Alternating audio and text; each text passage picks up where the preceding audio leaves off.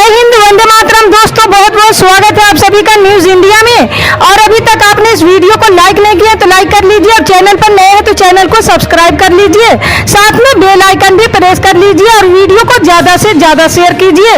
और आप किस राज्य शहर से न्यूज को देख रहे हैं कमेंट में जरूर लिखें। तो चलिए बढ़ते हैं खबरों की ओर।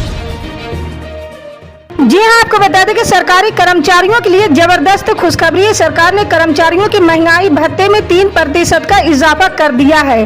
कर्मचारियों को लंबे समय से दिए बढ़ोतरी का इंतजार था, लेकिन ये तय नहीं था कि सरकार इस बार महंगाई भत्ते में कितने प्रतिशत की बढ़ोतरी करेगी।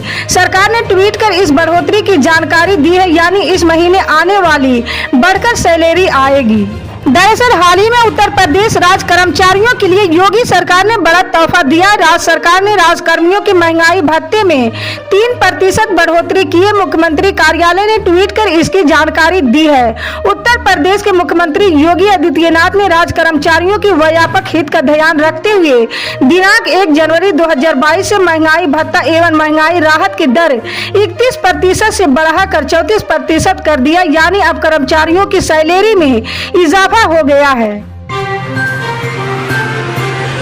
जी हाँ, आपको बता दें कि बिहार की राजधानी पटना में शिक्षक अभ्यर्थियों ने भर्ती में देरी के विरोध में सोमवार को सैकड़ों की संख्या में प्रदर्शन किया है। इस दौरान पुलिस ने उन पर लाठीचार्ज कर दिया, जिसका एक वीडियो वायरल हो रहा है। इसमें पटना के अतिरिक्त जिला मजिस्ट्रेट के सिंह को एक प्रदर्शनकारी को डंडे से बेरहमी से पीटते हुए देखा जा सकता है, जबकि वो राष्ट्र ध्वज पकड़े हुए जमीन पर लेट गया है। प्रदर्शनकारियों को तितर बितर करने के लिए पुलिस ने वाटर कैनन का भी इस्तेमाल किया। वीडियो सामने आने के बाद पटना के जिला अधिकारी ने जांच कमेटी के आदेश दिए। अधिकारी ने भी घटना पर नाराजगी जताई है। वहीं उप मुख्यमंत्री तेजस्वी यादव ने भी शिक्षक अभ्यर्थियों पर लाठीचार्ज को लेकर जांच की बात कही है। जी आपको बता दें कि गुजरात में चुनाव प्रचार के दौरान दिल्ली के मुख्यमंत्री अरविंद केजरीवाल ने मनीष सिसोदिया के खिलाफ सीबीआई रेड की आलोचना करते हुए कहा है कि डिप्टी सीएम मनीष सिसोदिया को भारत रत्न मिलना चाहिए। अरविंद केजरीवाल ने कहा कि उन्होंने सरकारी स्कूलों में सुधार किया जो अन्य पार्टियां 70 सालों में नहीं कर पाई। ऐसे व्यक्ति को भारत रत्न मिलना चाहिए। पूरे देश की शिक्षा प्रणाली उन्हें सौंप दी जानी चाहिए, लेकिन इसके बजाय उन पर सीबीआई छापेमारी की गई है। अरविंद केजरीवाल ने कहा कि गुजरात के लोग बहुत दुखी हैं। 27 साल के बीजेपी की सरकार में अहंकार आ गया है। हम पॉजिटिव कैंपेन चला रहे हैं। हम बता रहे हैं कि अलग अलग वर्ग के लिए क्या करेंगे। आज भी हम शिक्षा और स्वास्थ्य की गारंटी देने जा रहे हैं। आज हमारे साथ दुनिया भर के सबसे अच्छे शिक्षा मंत्री मनीष सिसोदिया को मैं अपने साथ लेकर आया हूँ। न्यूयॉर्क टाइम्स ने भी माना है कि वो दुनिया की सबसे बेहतर शिक्षा मंत्री है। अरविंद केजरीवाल ने कहा कि गुजरात के लोग बहुत दुखी है। 27 साल की बीजेपी की सरकार में अहंकार आ गया है। हम पॉजिटिव कैंपेन चला रहे हैं। हम बता रहे हैं कि अलग अलग वर्ग के लिए क्या करेंगे। आज भी हम शिक्षा और स्वास्थ्य की गारंटी देने जा रहे हैं। आज हमारे साथ दुनिया भर के सबसे अच्छे शिक्षा मंत्री मनीष सिसोदिया को मैं अपने साथ लेकर आया हूँ। न्यूयॉर्क टाइम्स ने भी माना है कि वे दुनिया के सबसे बेहतर शिक्षा मंत्री हैं। जी आपको बता दें कि जालोर के सुराना गांव में हुई छात्र की मौत के मामले को लेकर दिल्ली में निवास करने वाले 36 गांव के लोगों ने ज्ञापन दिया है। मासूम की मौत मामले में निष्पक्ष जांच की मांग को लेकर बीकानेर हाउस में एआरसी विमल शर्मा को मुख्यमंत्री अशोक गहलोत के नाम ज्ञापन सौंपा गया है। सुराना की घटना को जाति विशेष से जोड़ने पर सर्व समाज ने विरोध दर्ज करवाया। इस दौरान देवराज सिंह सिरोही ने कहा है कि ज्ञापन के माध्यम से 36 गांव ने मांग रखी है कि सुराना मामले की जांच स्वतंत्र एजेंसी सीबीआई से करवाई जानी चाहिए, क्योंकि दुर्भाव नावज जाति विशेष को टारगेट करके राजस्थान को बदनाम किया जा रहा है। दिल्ली में रह रहे 36 गांव के लोगों ने राजस्थान सरकार को अपनी भावनाओं से अवगत कराया है। जी हाँ, आपको बता दें कि दिल्ली शराब नीति मामले में नाम घसीटे जाने के बाद तेलंगाना के मुख्यमंत्री केसीआर की बेटी और टीआरएस एमएलसी के कविता ने भाजपा नेताओं के खिलाफ मानहानि का मुकदमा दर्ज करने की चेतावनी दी है। कविता ने कहा कि मैं स्पष्ट करना चाहती हूं कि भाजपा द्वारा मुझ पर लगाए गए सभी आरोप निराधार हैं। दिल्ली शराब नीति की चल रही जांच से मेरा कोई लेना देना नहीं है। दरअसल भाजपा की ओर से इस बात को लेकर आरोप लगाया गया था कि दिल्ली शराब नीति से जुड़े मामलों में मनीष सिसोदिया और केसीआर की बेटी के कविता का अहम रोल है। टीआरएस एमएलसी कविता ने कहा कि भाजपा मेरे परिवार की छवि खराब करने की कोशिश कर रही है। केंद्र के हाथ में सभी जांच एजेंसी वो जो चाहेंगे करेंगे। हमने तेलंगाना के लिए लड़ाई लड़ी है, हम पीछे नहीं हटने वाली है। कविता ने कहा कि भाजपा सांसद परवेश शर्मा और भाजपा के पूर्व विधायक मनजिंदर सिंह सिरसा के खिलाफ मानहानि का केस करूंगा। जी हाँ, आपको बता दें कि आंध्र प्रदेश के मुख्यमंत्री वाईएस जगन मोहन रेड्डी ने सोमवार को प्रधानमंत्री नरेंद्र मोदी से मुलाकात की।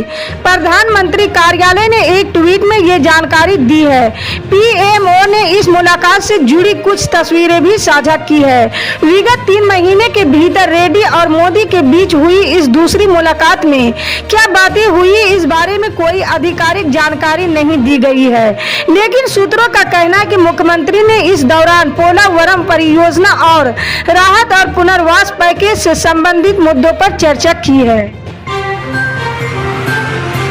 जी आपको बता दें कि केरल विधानसभा ने सोमवार को सर्वसम्मति से एक प्रस्ताव पारित किया जिसमें देश में विभाजनकारी ताकतों के प्रयासों का मुकाबला करने और उन्हें हराने और भारत को एक लोकतांत्रिक सामाजिक गणराज्य के रूप में बनाए रखने की दिशा में काम करने की बात की गई है।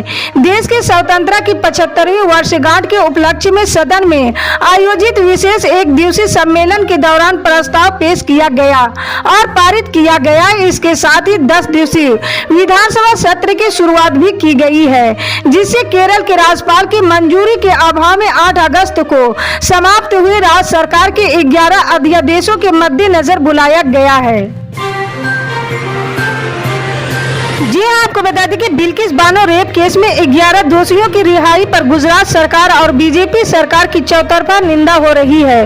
दोषियों की रिहाई को लेकर कांग्रेस ने बीजेपी सरकार की आलोचना की है। कांग्रेस ने एक बार फिर ट्वीट करके बीजेपी सरकार और प्रधानमंत्री नरेंद्र मोदी पर हमला किया है। कांग्रेस ने अपने आधिकारिक ट्विटर से ट्वीट करके कहा है कि महिला सुरक्षा और सम्मान का दावा करने वाली बीजेपी सरकार से देश की एक बेटी बिल्किस बानो अपने साथ हुए अन्याय का सबूत मांग रही है। कांग्रेस ने आगे कहा, आज भी मोदी जी खामोश खड़े हैं और ये देश देख रहे हैं। जी आपको बता दें कि संयुक्त किसान मोर्चा और कुछ अन्य संगठनों द्वारा बेरोजगारी और अन्य मामलों को लेकर आज दिल्ली के जंतर मंतर बुलाई गई महापंचायत शुरू हो गई। इसमें शामिल होने के लिए जंतर मंतर पर बड़ी तादाद में किसान पहुंचे। किसानों को रोकने के लिए दिल्ली पुलिस ने सुरक्षा के व्यापक इंतजाम किए थे, लेकिन उसके बाद भी हजारों किसान जगह जगह लग गए बैरिकेड को हटाकर जंतर मंतर पहुंच गए। इसमें पंजाब, हरियाणा और उत्तर प्रदेश के किसान बड़ी तादाद में पहुंचे हैं। किसान संगठन अपनी मांगों को लेकर राष्ट्रपति द्रौपदी मुर्मू को एक ज्ञापन भी देना चाहते हैं। इससे पहले दिल्ली पुलिस ने आंदोलन को देखते हुए जंतर मंतर और उसके आसपास भारी सुरक्षा बंदोबस्त किए थे। आसपास के मेट्रो स्टेशन पर भी पुलिस के जवान तैनात किए गए हैं। दिल्ली पुलिस ने इस महापंचायत को कानून व्यवस्था का हवाला देकर इजाजत नहीं दी है, फिर भी किसान काफी संख्या में जमा हो गए हैं। जी हाँ, आपको बता दें कि गुजरात पिछले कुछ समय से राजनीतिक घटनाक्रम के अलावा ड्रग माफियाओं की वजह से चर्चा में है। गुजरात में ड्रग व नशे के कारोबार का असर सीधा आम जनता पर दिखाई दे रहा है। राज्य में बढ़ते ड्रग व नशे के कारोबार को लेकर कांग्रेस के पूर्व अध्यक्ष राहुल गांधी ने एक बार फिर पीएम मोदी पर निशाना साधा और ट्वीट कर पूछा है कि वो इस पर चुप्पी क्यों साधे हुए हैं। उन्होंने इस मामले में गुजरात सरकार द्वारा ड्रग माफियाओं को संरक्षण देने की भी बात कही है। ऐसा लगता है कि कांग्रेस आगामी विधानसभा चुनावों में इसे बड़ा चुनावी मुद्दा बनाने वाली है। जी हाँ, आपको बता दें कि मध्य प्रदेश में भारी बारिश से बुरा हाल है। प्रदेश के कई जिलों में बाढ़ जैसे हालात है। इस बीच मौसम विभाग ने मध्य प्रदेश में अगले कुछ दिन तक झमाझम बारिश की संभावना जताई है। मौसम विभाग ने राज्य के कुछ जिलों में भारी बारिश का अनुमान जताते हुए रेड अलर्ट जारी किया है। बारिश की चेतावनी को देखते हुए राजधानी भोपाल और नर्मदापुरम जिले में आज 22 अगस्त को सभी स्कूलों को बंद रखने का फैसला किया है। भारी बारिश के चलते एमपी की राजधानी भोपाल के सभी स्कूलों में आज 22 अगस्त को छुट्टी रहेगी। भोपाल जिला शिक्षा अधिकारी ने आदेश जारी करते हुए प्ले स्कूल से लेकर कक्षा 12वीं तक के सभी सरकारी एवं प्राइवेट स्कूलों में अवकाश घोषित किया गया है। इसी तरह की पल पल की अपडेट जानने के लिए जुड़े रहे हमारे न्यूज इंडिया के साथ। मिलते हैं अगली बड़ी खबर में, तब तक के लिए जय हिंद।